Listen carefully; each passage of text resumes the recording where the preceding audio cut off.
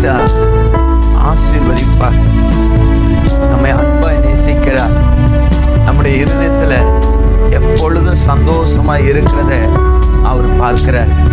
நீங்க சந்தோஷத்தோடு இருக்கணும்னா ஏசப்பா கல்வாரி சிலுவையில நமக்காக ரத்தம் சிந்தினார். நீ சந்தோஷமா இருக்கணும், நீ மகிழ்ச்சியா இருக்கணும்.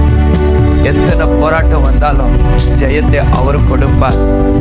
கர்த்தர் உங்களோடு இருக்கிறார். ஒரு நாளும் கலங்காதீங்க. God bless you.